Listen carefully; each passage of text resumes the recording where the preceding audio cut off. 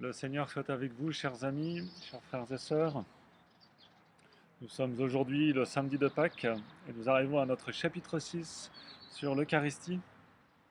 Et le thème aujourd'hui, c'est la communion. La dernière fois, nous avons vu, je dirais, l'effet de la communion, c'est-à-dire notamment la communion entre nous, la communion avec Dieu qui rejaillit sur notre union avec le prochain, qui fait de nous un seul corps, le corps du Christ. Aujourd'hui, nous allons parler donc de l'acte de communion. Je vous redis l'invitation de notre Seigneur. Prenez et mangez-en tous, ceci est mon corps livré pour vous. Le Seigneur nous adresse une invitation pressante à le recevoir dans le sacrement de l'Eucharistie. Au chapitre 6 de Saint Jean, il nous dit « En vérité, je vous le dis, si vous ne mangez la chair du Fils de l'homme et ne buvez son sang, vous n'aurez pas la vie en vous. » Et le catéchisme de l'Église catholique nous dit, pour répondre à cette invitation, nous devons nous préparer à ce moment si grand et si saint. Cette préparation comprend plusieurs aspects. Le plus important est d'être en état de grâce, car écrit saint Paul, « Quiconque mange ce pain ou boit cette coupe du Seigneur indignement aura à répondre du corps et du sang du Seigneur. » Et le catéchisme de l'Église catholique précise en nous rappelant que celui qui est conscient d'un péché grave doit recevoir le sacrement de la réconciliation avant d'accéder à la communion. Le sacrement de la réconciliation, bien sûr, c'est la confession, le fait d'aller obtenir son pardon dans la confession avant d'aller communier si nous avons conscience d'un péché grave. Nous devons également y préparer notre âme par la prière. La meilleure manière de se préparer à la communion, c'est de bien suivre la messe en s'unissant intérieurement à l'offrande du Christ sur l'autel. Il s'agit de s'approcher du Christ pour le suivre, de combattre nos défauts en s'appuyant sur ce remède.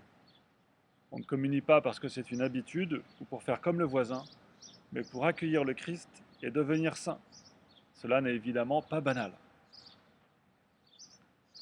N'étant pas des anges, nous aurons aussi à cœur de préparer nos corps à la réception de l'Eucharistie.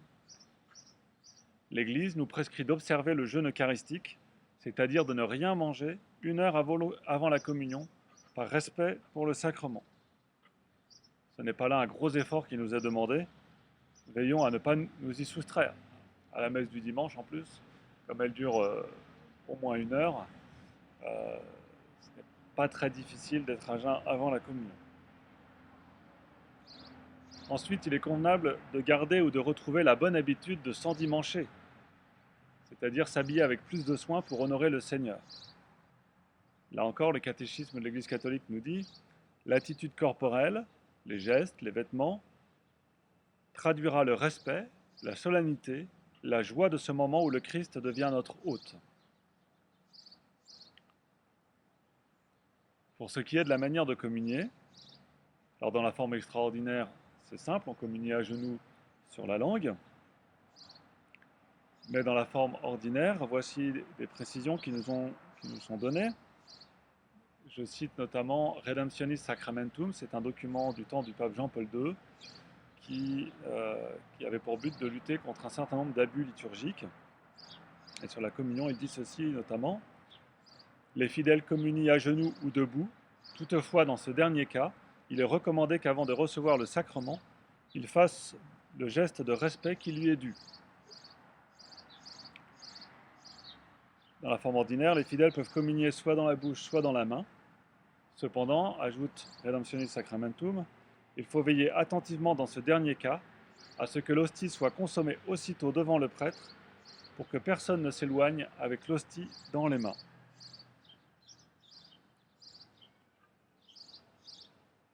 Après avoir reçu en nous notre Sauveur, nous retournons à notre place et nous nous recueillons. C'est ce qu'on appelle l'action de grâce.